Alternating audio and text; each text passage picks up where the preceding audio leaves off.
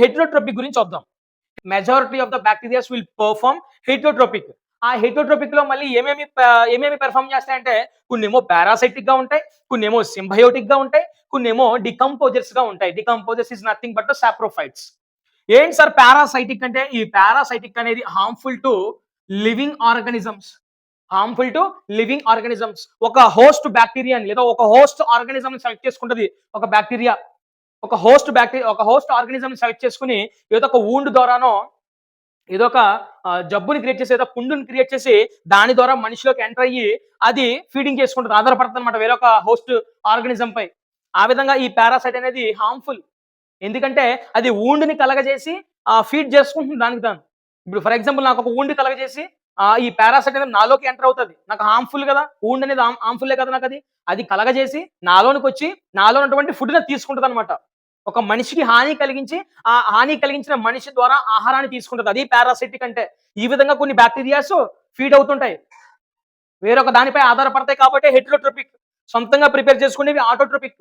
So ఎలా ఆధారపడుతున్నాయి? Parasitic. కొన్ని bacterias parasitic గా పెర్ఫార్మ్ చేస్తున్నాయి. ఇంకొన్ని ఏంటి? సింబయోటిక్.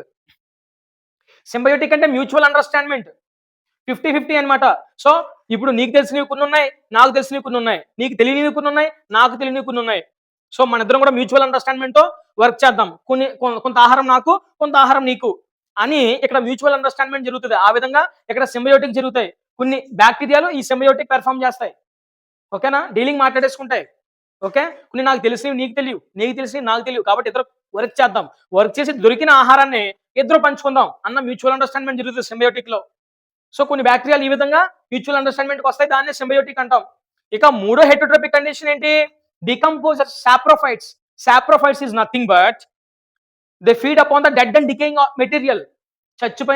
అలాగే చచ్చిపోయి కుళ్ళిపోయినటువంటి పదార్థాలపై ఇవి ఏం చేస్తాయంటే కనుక ఆహారాన్ని సేకరించుకుంటాయి.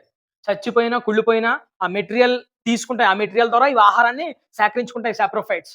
సో ఈ విధంగా బ్యాక్టీరియాస్ వివిధ రకాలైనటువంటి హెటెరోట్రోపిక్ కండిషన్స్ గుండా అవి ఆహారాన్ని సేకరించుకుంటాయి. ఒకటి పారాసైటిక్ గా, రెండు సింబయోటిక్ గా, మూడోది డికంపోజర్స్ గా.